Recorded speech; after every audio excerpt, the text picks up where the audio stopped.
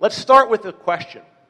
Out of all the things in the world that would help an organization, a school district included, be more resilient, why would we want to focus on respect?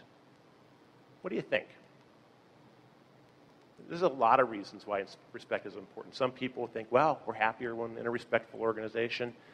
But I'm going to kind of dive immediately into the scientific notion. How many of you are familiar with the subject of emotional intelligence? A lot of the work for this subject was done locally here by Richard Boyatzis in collaboration with a fellow named Daniel Goleman out of the University of Chicago. And in one of his most recent books, Primal Leadership, Daniel Goleman refers to human beings as being open-loop systems. Open-loop systems. Now, in order to understand an open-loop system, you first have to understand what a closed-loop system is. And in a very simple fashion, let's think of a closed-loop system being your washing machine at home. Once you have the clothes picked out, you put them in, you select the right detergent and whatever boosters you put in there with it, the right water temperature and the right cycle. Once you hit the start button, what do? What's required of you? Nothing. You can go over to the dryer and fold clothes.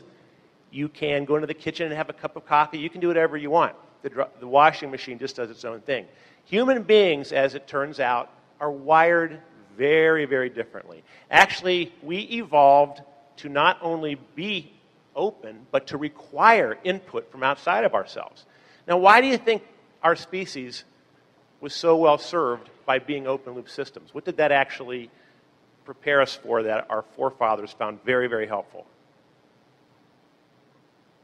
Survival, right? Simply survival. When one tribe was walking across the plains of Georgia, the savannas of Africa, and met up with another tribe, we very quickly had to determine whether they were what? Friend or foe. And failure to do that could mean dire consequences, right? So think of our brains as being these, at least a part of them, as having these incredible radar antenna. How many of you are old enough to remember the original Lost in Space? Not the one with Matt LeBlanc. In the original Lost in Space series, there was this character, the evil Dr. Smith, right? And whenever the doctor was about to embark on some diabolical scheme to get the Space Family Robinson in trouble, what would Robot say?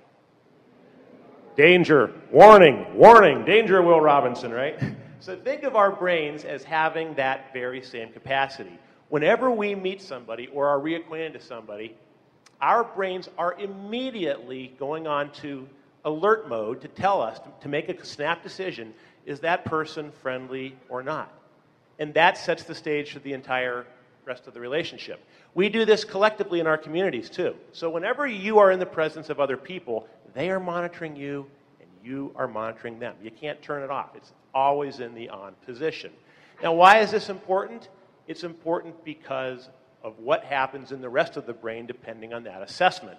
If my assessment of Mike or Chris or anybody else in here is that I need to be cautious around you, there's a part of my brain that sits right behind the forehead called the prefrontal cortex.